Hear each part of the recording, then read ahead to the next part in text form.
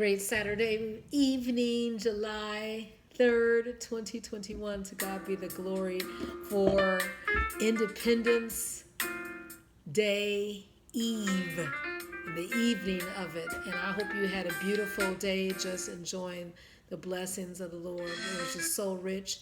And his promises that he will multiply, he will add, there will be incremental blessings, and there will be no sorrow with them. So enjoy. Independence, freedom, liberty, they're here right now, especially if you are twice born. We are in the last chapter of 2 Chronicles, and in that chapter, it talks about 4 young men who just cut up. Each one of them were just doing the opposite of the will of the Lord. It started out with Jehoahaz, and we know that was Josiah's son, and he started at the age of 23. He only reigned for 3 months, and he did evil. And King of Egypt removed him and put in his brother, Eliakim. And Eliakim was 25 years old. He reigned for 11 years. He did evil. And King Nebuchadnezzar attacked and took him away. So then they put in his son, Jehoiakim, with an N. Jehoiakim was his father's name, but his original name was Eliakim, but he was renamed. So Jehoiakim with N was the next king, and he started at the age of 8 years old. For 3 months and 10 days he reigned. He did that which was evil. And King Nebuchadnezzar, got rid of him, and then they put in his uncle, Zedekiah. Zedekiah, I believe, was 21 years old, and he reigned for 11 years, and he did that which was evil. So he got 4 family members just cutting up.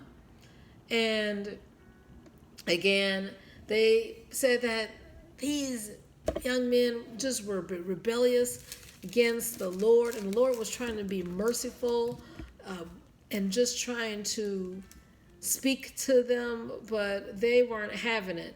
And it says in verse 14 of 2 Chronicles 36, one version says, all the officials, the priests, and the people became increasingly unfaithful and followed all the disgusting practices of the nations. Although the Lord had made the ancestors repeatedly sent messages through his messengers, they became, they despised the words and made fun of his prophets until the Lord became angry with his people. He could no longer heal them.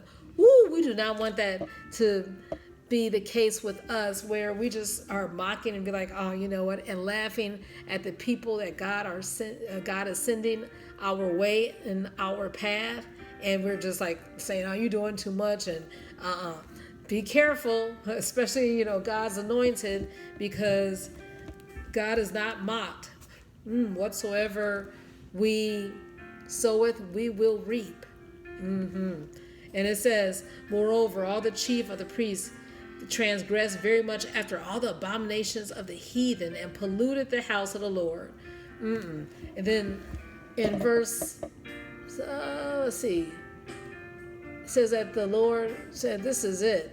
So he allowed this. So he had the Babylonian king attack them and execute the best young men in their holy temple. He didn't spare the best men or the unmarried women, the maids, the maidens, the old people, or the sick people. Oh my goodness. We want the mercy of the Lord, and we realize we see it and we experience it day by day. But we see that there are people in the land who have departed, who have just turned their back from the things of the Lord. They're like, that's old hokey pokey, that's old fashioned, that is not 2021. Listen, God is the same yesterday, today, and forevermore. His statutes, they do not change. Even though times and culture might change, but God is the same. He was with us in the 1800s, thousands of years ago. He's the same. And his word doesn't change. So why do we expect that there would be some type of amendment or no. His word is the same. So in Proverbs 3, verse 21, my son, because the young people were the ones who were saying, you know what, they're just a joke. No, my son, let not them depart from thy eyes. Keep sound wisdom and discretion. Talking about the knowledge and the wisdom of the Lord. So shall they be life unto thy soul and grace to thy neck. You want to find a necktie or a necklace or choker, the wisdom of the Lord. Then shalt thou walk in the way safely, and thy foot shall not stumble. You will not be nervous out here. No matter what's going on in the summertime, you will have the confidence of the Lord. It says, when thou liest down, thou shalt not be afraid. Yea, thou shalt lie down, and thy sleep shall be sweet. Be not afraid of sudden fear, neither of the desolation of the wicked when it cometh. For the Lord, the promise is the Lord shall be thy confidence and shall keep thy foot from being taken. He will bless the habitation of the just. That's in verse 33. No reason to fear, even though there's violence and craziness. God is our hiding place, and he will keep us in the secret place of the Most High, in his shelter. Enjoy peace.